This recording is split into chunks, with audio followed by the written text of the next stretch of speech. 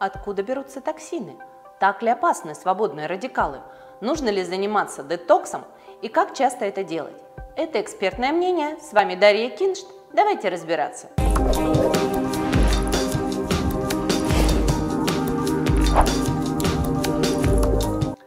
На заре цивилизации, когда все вокруг нас было девственно чистым, потребление и выведение веществ было достаточно просто устроено и всегда сбалансировано.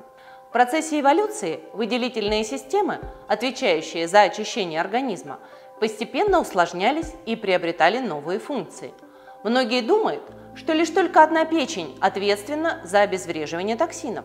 Печень, безусловно, играет главную роль, но на самом деле к органам детоксикации еще относятся кишечник, почки, кожа, легкие, а также лимфатическая система. У здорового человека, который придерживается основных правил здорового питания, использует исключительно экологически чистую пищу и живет в экологически благоприятных условиях, все эти органы вполне справляются с поставленными задачами. При этом все системы естественной детоксикации имеют хороший запас прочности и вполне способны переносить периодически возрастающие нагрузки. Проблема в том, что за последние несколько десятилетий нагрузки возросли многократно и стали постоянными, поэтому системы очищения практически всегда работают в режиме перенапряжения, особенно у жителей крупных промышленных городов. В 21 веке это касается уже практически всего населения нашей планеты, поскольку экологически благоприятных мест с каждым годом становится все меньше, а вот токсических соединений все больше. В настоящее время известно более 4 миллионов химических веществ, способных нанести вред здоровью, а объемы загрязнения окружающей среды, связанные с разумной деятельностью человека, исчисляются миллионами тонн в год. Итак, для сохранения здоровья и качества нашей жизни процессы потребления и выведения веществ должны быть сбалансированы. Но, как и все в природе, это далеко не так просто.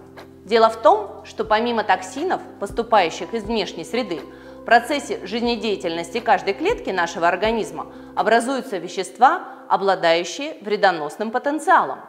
Достаточно часто эти вещества являются сильнейшими ядами, а это значит, что перед выведением из организма они должны быть обезврежены.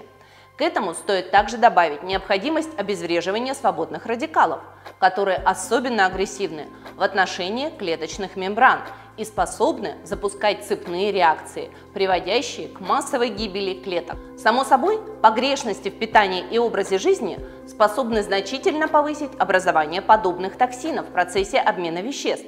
А ведь наш организм и без того тратит огромное количество сил на то, чтобы просто жить в условиях современной экологии. К чему может привести работа системы очищения нашего организма в таком режиме? Все начинается с клеток, которые при несвоевременном выведении продуктов метаболизма начинают работать гораздо хуже. Повреждение клеточных мембран свободными радикалами может привести к гибели клеток или, что еще хуже, к их злокачественному перерождению. Поскольку наш организм состоит из множества клеток, наше здоровье в целом зависит от качества работы и здоровья каждой из них. Последствия дисбаланса в процессах выведения токсинов, к сожалению, достаточно печальны. Это не только хронические заболевания и нарушение обмена веществ, но и более серьезные аллергические, аутоиммунные и онкологические патологии. При этом постоянная усталость, быстрая утомляемость и снижение жизненного тонуса могут быть одними из первых симптомов хронической интоксикации организма. Детокс – достаточно популярное и часто употребляемое в наше время слово. Однако с учетом всех тех опасностей, о которых мы говорили выше, детокс уже перестает казаться чем-то связанным лишь с модой или советами блогеров. Важно понимать, что настоящий качественный детокс начинается с восстановления эффективной работы органов и систем, ответственных за очищение организма. А без снижения токсической нагрузки сделать это просто невозможно. Поэтому сначала обращаем внимание на самые простые вещи. Что мы едим и пьем, и в каком количестве, чем дышим, какими средствами пользуемся в быту, достаточно ли двигаемся. Да-да, в процессах детоксикации те самые 10 тысяч шагов в день играют не последнюю роль. Пресловутый ЗОЖ – это первое и самое главное правило детоксикации. Ничто не может заменить полноценный отдых, здоровый сон, физические упражнения и правильную диету. Причем последний пункт играет, пожалуй, главную роль. Так в каких случаях необходим детокс? Прежде всего, если мы не выполняем данные базовые правила. Также не стоит забывать про условия жизни в большом городе, когда внешняя среда более агрессивна, чем нам бы хотелось, и наши системы очищения постоянно работают в усиленном режиме. Порой все мы грешим этим, ведь мы все люди, а значит и курсы детокса должны присутствовать в нашей жизни хотя бы 1-2 раза в год. Что можно использовать? Во-первых, достаточное количество жидкости, лучше обычной чистой воды.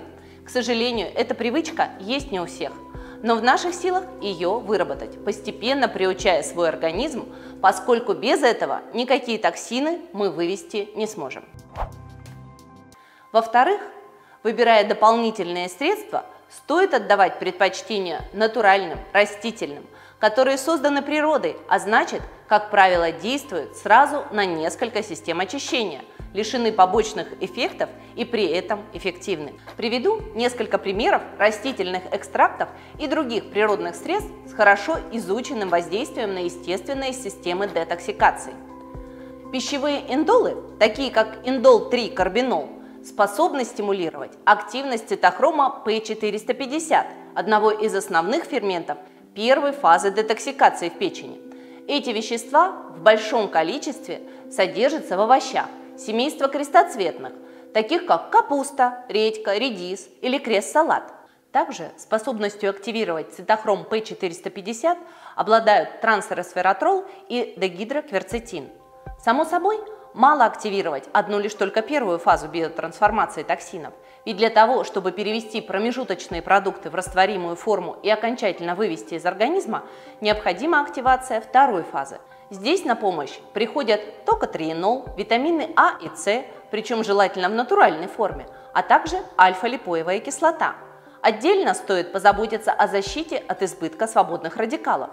С этой задачей помогут справиться полифенолы красного вина, экстракты оливы и зеленого чая, ликопин, каротиноид, обеспечивающий красный цвет томатов, а также концентрат масла рисовых отрубей, содержащий все 8 разновидностей природного витамина Е, являющегося одним из самых мощных антиоксидантов. Собрать все эти ингредиенты по отдельности может стать довольно хлопотным делом. Однако сегодня на рынке детокс-систем существуют такие комплексные продукты, как Detox Proactive, который сочетает в себе более 30 высокоэффективных инновационных компонентов.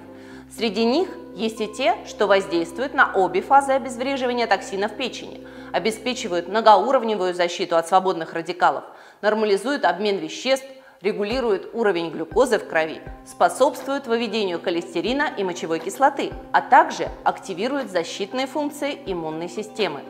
Оптимальные дозировки, высокая концентрация биологически активных веществ и синергичность их действия – все это позволяет существенно упростить прием продукта раз в день и добиться максимального эффекта для комплексного, межклеточного и внутриклеточного очищения организма. Это было экспертное мнение, и мы разобрались в том, откуда берутся токсины, насколько опасны свободные радикалы, нужно ли проводить детокс и как часто это делать. Будьте здоровы, удачи и до встречи!